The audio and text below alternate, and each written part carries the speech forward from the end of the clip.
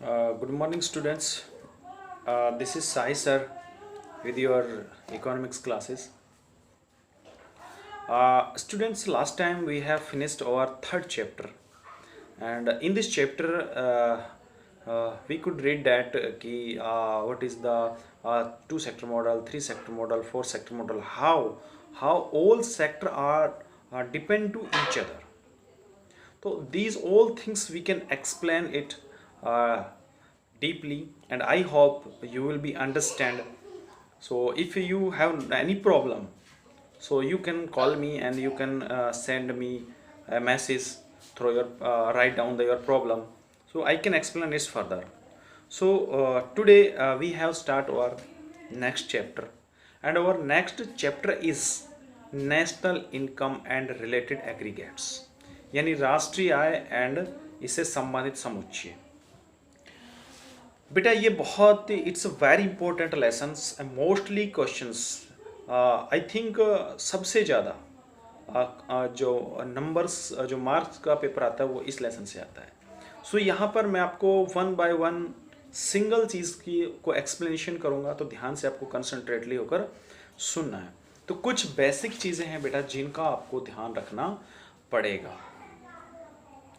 तो first of all some basic concept related to national income, यानी national income से कुछ बेसिक कॉन्सेप्ट हैं उनका मैं वर्णन कर रहा हूँ। First of all domestic territory of a country, यानी राष्ट्रीय आय को समझने से पहले कुछ कॉन्सेप्ट हैं, कुछ चीज़ें हैं जिनको समझना ज़रूरी है। तो पहले मैं उनका वन बाय वन आपका एक्सप्लेनेशन करूँगा और आप उनको ध्यान से सुनेंगे। फर्स्ट ऑफ ऑल आता है हमारा domestic territory of a country, यानी देश की घरेलू सीमा। अब you know that all the students, all the peoples know that the our political boundary, that is the our political boundary, within political boundaries that is our domestic territory. But in economics, यानी हम जो generally हम बोलते हैं कि जो हमारी political boundaries हैं, राजनीतिक बाउंड्रीज हैं, उनके अंदर का जो क्षेत्र होता है वही हमारा डोमेस्टिक टेरिटरी होता है, यानी घरेलू क्षेत्र होता है।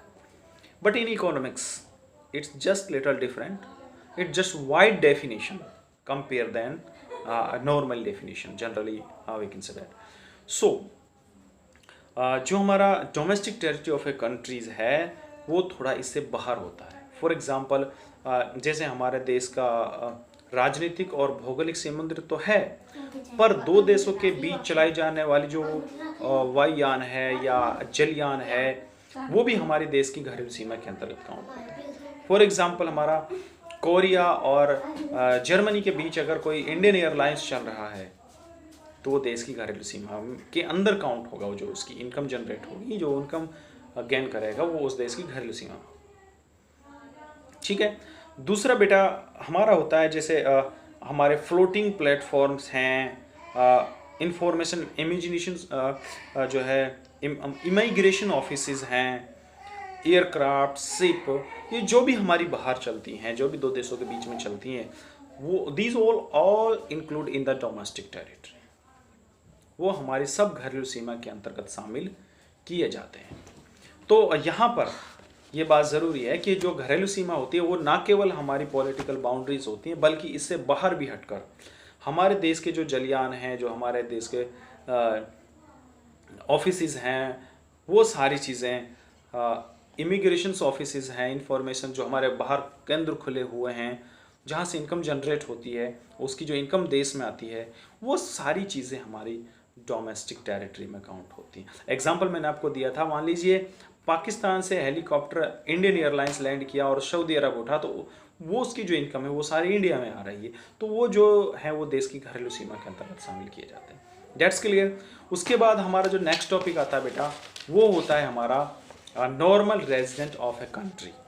ये मैं इसलिए बता रहा हूँ क्योंकि जब हम नेशनल इनकम को मेज़र करेंगे तो ये चीज़ें ध्यान में रखनी होती हैं कि एक्चुअल में देश की सामान्य घरेलू सीमा क्या होती है, डोमेस्टिक टेरिटरी और नॉर्मल रेजिडेंस कौन होते हैं, हम किस किस की इनकम को नेशनल इनकम के अंदर इंक्लूड करते हैं और किसको हम इंक्लूड नहीं करते हैं, तो वो सारी चीज़ें इसमें शामिल होंगी।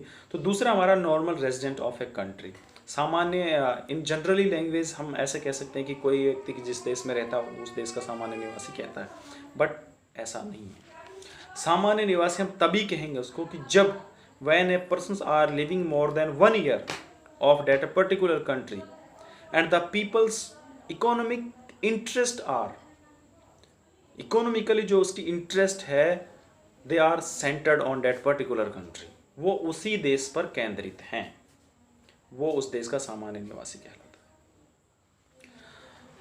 हाँ, अगर अब मान लीजिए, अब बात करते हैं हम स्टेट बैंक ऑफ इंडिया, वो सब अमेरिका में है, अब अमेरिका की सीमा में है, लेकिन उसका जो इकोनॉमिकली इंटरेस्ट है वो इंडिया में है, तो भारत का ही संस्था कहलाएगी। देखिए ध्यान रखना है, चाहे वो इंस्टीट्यूशंस हैं चाहे वो पर्सन हैं, वो सब हमारे नॉर्मल रेजिडेंट ऑफ इंडिया ही कहलाएंगे। तो स्टेट बैंक ऑफ इंडिया अगर अमेरिका में काम कर रही है, उसका जो प्रॉफिट है वो इंडिया आता है, उसकी जो इकोनॉमिक इंटरेस्ट हैं वो सारे इंडिया में सेंटर्ड हैं, तो वो भारत का सामान्य नॉर्मल रेजिडेंट कहलाएगा। ठीक है, तो डेट्स क्लियर ये बात। तो हम कह सकते हैं कि किसी देश का सामान्य निवासी वो व्यक्ति हो सकता है जो किसी देश में रहता हो, उसके आर्थिक हित उसी देश में केंद्रित हो। अब बात आती है कि नॉर्मल रेजिडेंट के लिए क्या, कब इंसान को ये नॉर्मल सामान्य निवासी बन जाता है किसी कंट्री का, when the peoples are living in more than 1 year and their economic activities are centred on that particular country, उसके आर्थिक हित भी उसी देश में केंद्रित हैं, तो उस देश का सामान्य निवासी बन जाए। यानी किसी देश में किसी व्यक्ति को रहते हुए 1 साल से ज़्यादा टाइम हो गया हो और उसके जो आर्थिक हित है वो भी उसी देश में केंद्रित हो, तो वो उस देश का सामान्य निवासी कहलाएगा। बहुत सारे ऐसे पीपल्स हैं, लोग हैं जो विदेशों में कमाते हैं, सऊदी अरब में, अमेरिका में, उनको 5-5 साल हो गए वहाँ पर, बट उनका जो आर्थिक हित है वो इंडिया के अंदर है, वो पैसा वहाँ से कमा कर यहाँ भेजते हैं, तो वो इंडिया के सामान्य निवासी कहलाएंगे। सिटीजनशिप अलग होती है, वो सिटीजनशिप वहाँ के बन सकते हैं वो, लेकिन सामान्य निवासी वो इंडिया के कहलाएंगे, क्योंकि उनका जो आर्थिक हित है, जो इकोनॉमिक एक्टिविटीज़ हैं, वो सारी उनकी इंडिया में सेंटर्ड है, तो वो इंडिया का सामान्य नॉर्मल रेजिडेंट इंडिया का कहलाएगा वो। ठीक है, तो ये बात क्लियर होगी। अब कौन कौन सी चीज़ें हो सकती हैं, मान लीजिए WHO का एक ऑफिस इंडिया के अंदर स्थापित है, अब उसके अंदर जो इंडियन काम कर रहे हैं वो तो इंडिया के सामान्य निवासी कहलाएंगे और इंडियन नॉर्मल रेजिडेंट कहलाएंगे, पर उसी वो जो संस्था है WHO, वो इंडिया की सामान्य निवासी नहीं है। हाँ, उसमें जो काम कर रहे हैं विदेश की, वो इंडिया के सामान्य निवासी नहीं कहलाएंगे, वो non normal resident of country कहलाएंगे।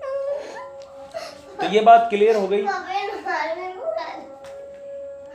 तो ये बात क्लियर हो गई बेटा। तो इसलिए ये जो चीज़ें हैं ये ध्यान रखना। हाँ, अगर जेनेवा में है WHO का ऑफिस और वहाँ पर इंडियन काम कर रहे हैं, उसमें जो काम करने वाले हैं उनकी जो इकोनॉमिक एक्टिविटीज़ हैं वो इंडिया में सेंटर्ड हैं, तो बेटा वो इंडिया के सामान्य निवासी कहलाएंगे। तो ऐसी बहुत सारी चीज़ें हैं कि अब बात आएगी कि कौन सी नॉर्मल रेजिडेंट हैं, कौन सी नॉन नॉर्मल रेजिडेंट हैं, तो वो सारी चीज़ें आप किताब से भी देख लेंगे, मैं आपको अगर चाहे तो नोट प्रोवाइड कर दूंगा आपको, यानी normal resident of India and non resident of India. मैं कुछ चीज़ें बता सकता हूँ आपको, जैसे normal resident of India and non normal resident. तो what is the difference between non residental of India and normal residents of India?